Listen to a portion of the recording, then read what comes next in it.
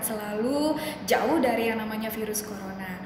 Baik teman-teman, terkait dengan pembelajaran online atau pembelajaran daring, kami dari tim Mikrobiologi Dasar dan Lingkungan akan membuatkan video praktikum untuk memudahkan kita semua dalam proses pembelajaran, baik secara kuliah maupun untuk yang praktikum. Teman-teman semua, kita mulai ya untuk bab yang ke-9, di mana teman-teman sudah membawa modul praktikumnya masing-masing di rumah. Anda sudah pegang? Oke, kita masuk untuk yang pertama, yaitu bab isolasi jamur. Kita mulai dari sekarang. Oke, baik, kita masuk untuk yang praktikum kali ini. Materinya adalah tentang isolasi dan morfologi jamur. Apa sih isolasi dan morfologi jamur? Jadi kita ingin mengetahui, tujuannya adalah kita ingin mengetahui bahwa berbagai macam jamur yang bermanfaat bagi kita, baik itu dalam segi makanan, dalam segi pertanian ataupun yang lainnya. Nah, kali ini kita akan praktikum menggunakan objek sampelnya adalah tempe. Yang seperti teman-teman lihat sekarang, tempenya kita harus yang ada sporanya ya, sporanya yang sudah menghitam. Kalau teman-teman lihat di sini ada yang berwarna hitam dan ada yang berwarna putih.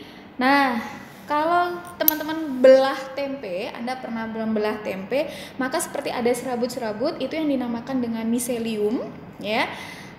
Teman-teman bisa baca sendiri nanti di buku panduan mikrobiologi ya, apa sih itu miselium, apa itu hifa. Nanti mungkin akan jadikan kuis nih oleh kakaknya ini, bisa jadi jadikan kuis ya.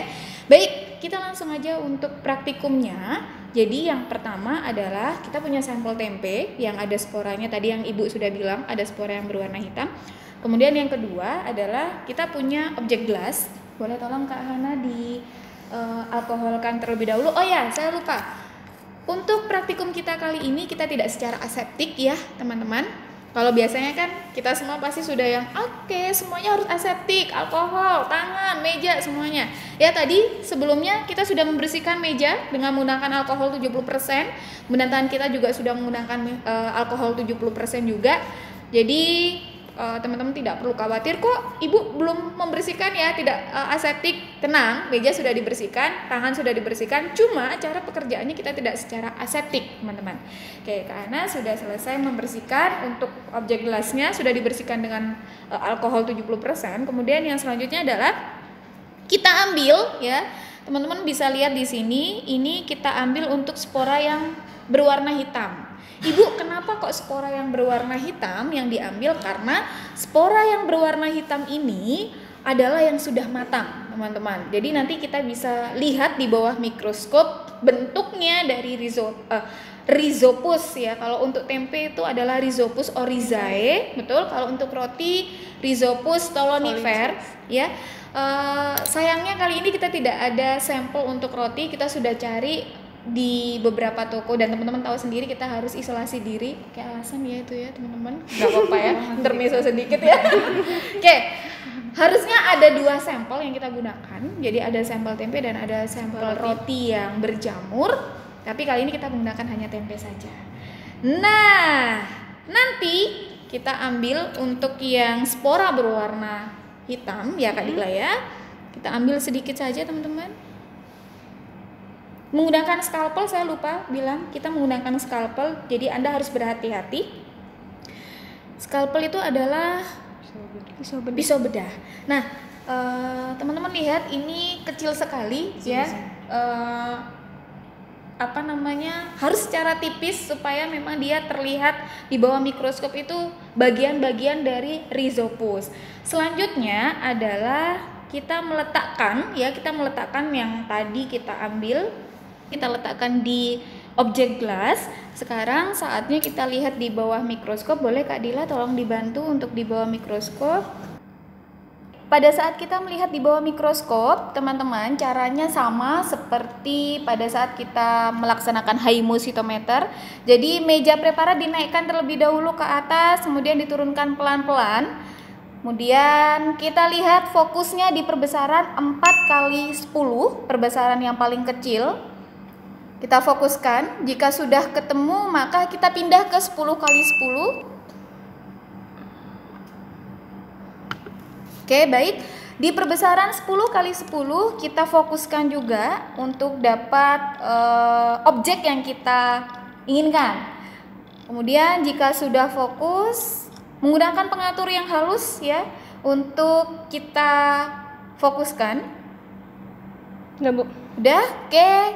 Cukup sampai di perbesaran 10 kali 10. Nanti di perbesaran 400 sampai dengan 1000 kita menggunakan imersi.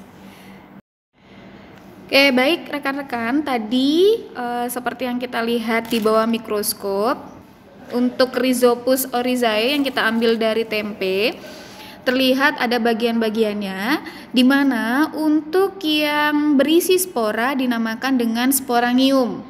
Jadi sporangium ini adalah bagian atau kotak spora. Nah, kemudian untuk yang bagian batangnya ini ya kita sebut dengan sporangiofor.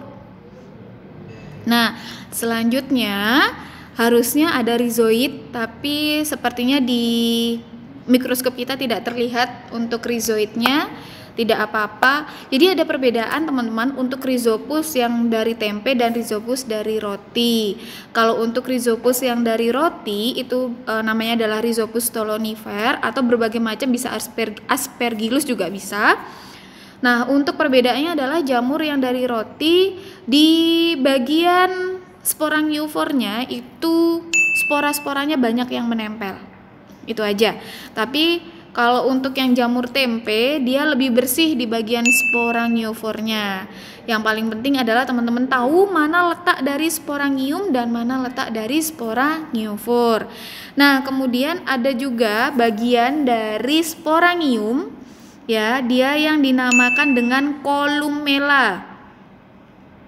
Ya, jadi ada yang dinamakan dengan kolumella. Jadi Anda nanti tolong cari apa sih pengertian dari kolumella supaya bisa buat Anda belajar untuk nanti mungkin keluar pada saat ujian praktikum ya. Nah, kemudian kalau dengan menggunakan imersi, minyak imersi di perbesaran 1000 itu kita bisa melihat kolumella. Tapi kalau tidak dengan perbesaran 1000 kita tidak bisa melihatnya. Oke, itu cukup untuk yang pembahasan tentang Rhizopus oryzae ya, yang dengan pengamatan langsung. Baik rekan-rekan, untuk praktikum yang kedua di sini adalah slide kultur ya.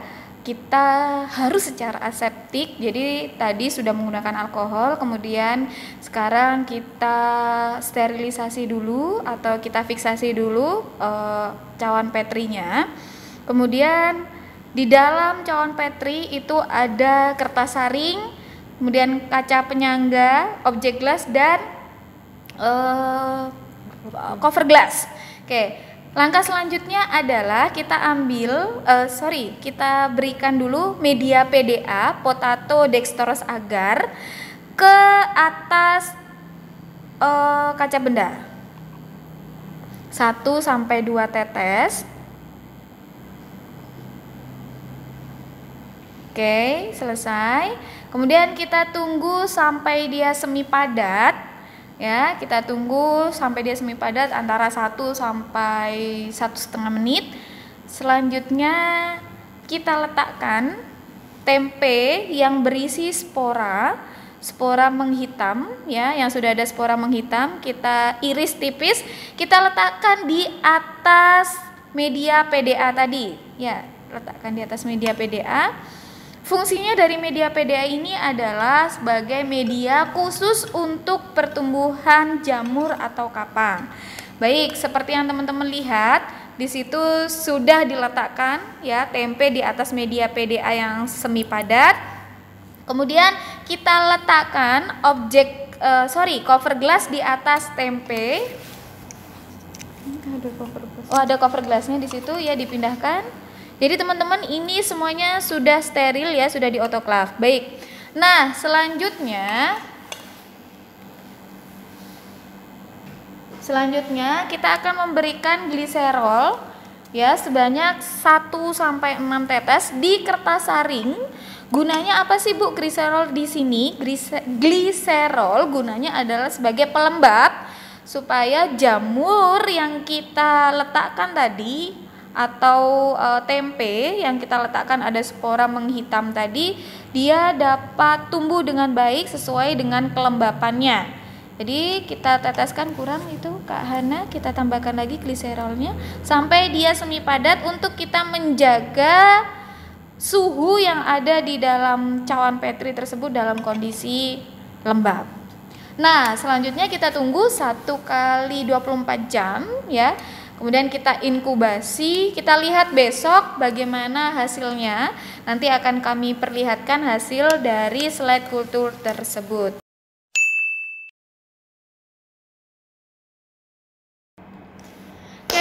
Baik rekan-rekan lingkungan 56, alhamdulillah untuk bab yang sekarang tentang isolasi dan morfologi jamur kita sudah selesai melaksanakan praktikumnya. Tadi ada 2 praktikumnya. Yang pertama adalah kita mengambil rhizopus atau spora dari tempe, kemudian kita lihat di bawah mikroskop ya. Jadi kita nanti akan menemukan ada yang dinamakan dengan Rhizopus oryzae seperti yang tadi sudah saya jelaskan bagian-bagian dari rhizopus ya, ada sporangium, ada sporangiopor, ada rhizoid dan lain-lain. Nah, praktikum yang kedua tadi sudah kita laksanakan adalah tentang slide kultur ya, dimana tadi Kak Hana sudah membantu dalam praktikum.